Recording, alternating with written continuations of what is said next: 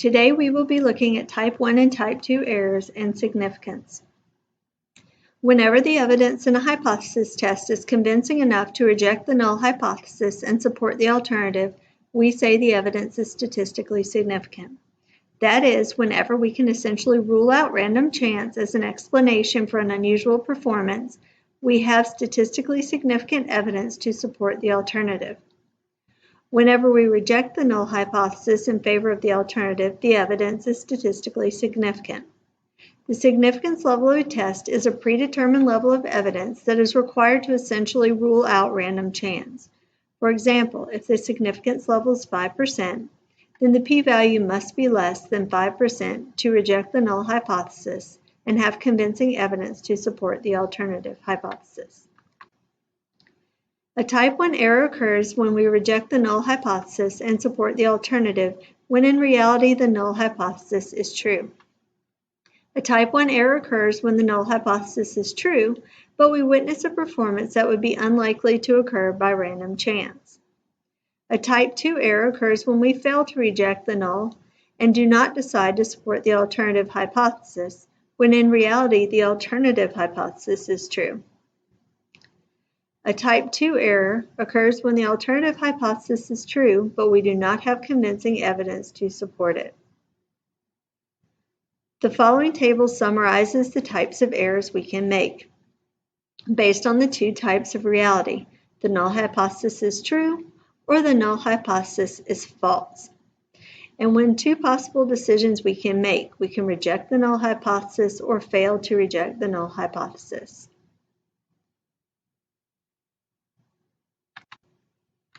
Is there convincing evidence of the hot hand in the NBA?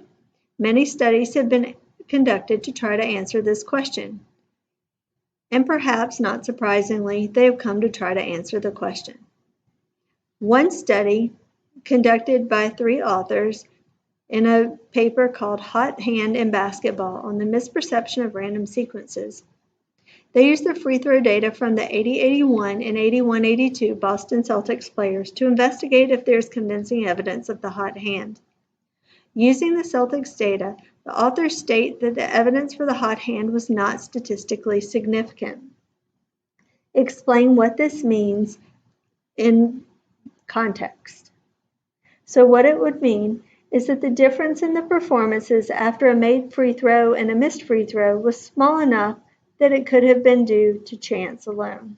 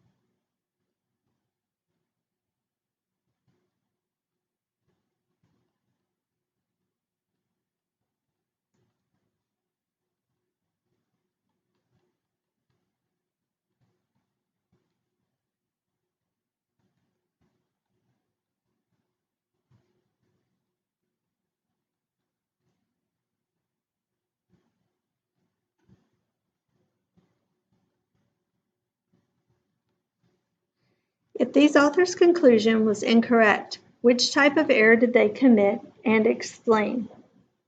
So they would have committed a type 2 error.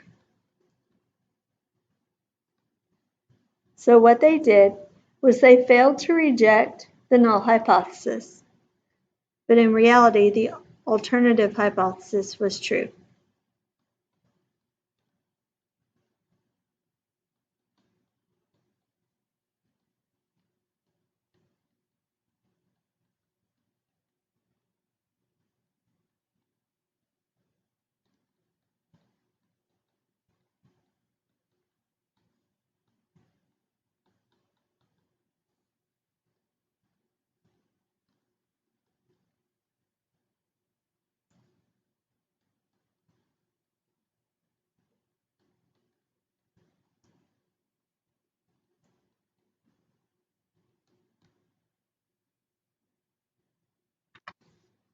In his recent paper entitled Revisiting the Hot Hand Theory with Free Throw Data in a Multivariate Framework, author Jeremy Arks uses all players from 2005-2006 in their NBA season and estimates that players increased their ability to make a free throw by 2.9% after a made free throw compared to after a missed free throw. In his paper, he says the evidence is significant at the 1% level. Explain what that means. So it means that assuming the NBA player's shots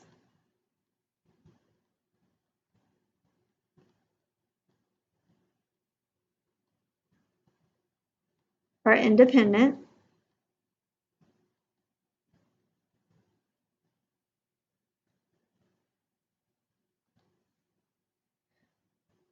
there's less than a 1% chance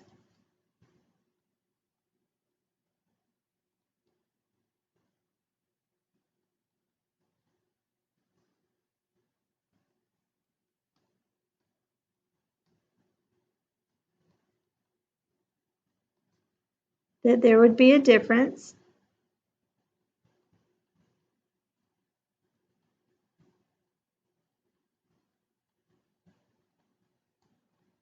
in free throw percentage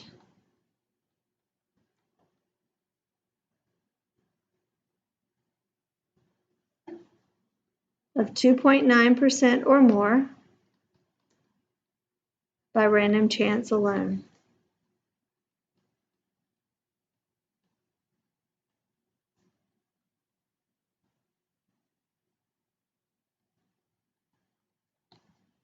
If his conclusion was incorrect, which type of error did he make?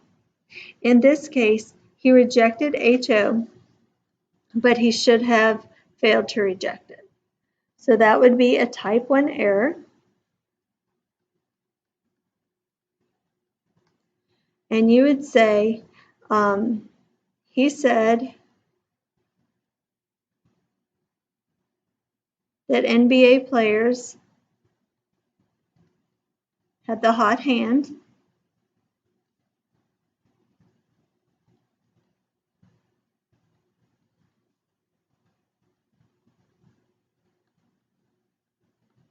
but their free throw shots were really independent.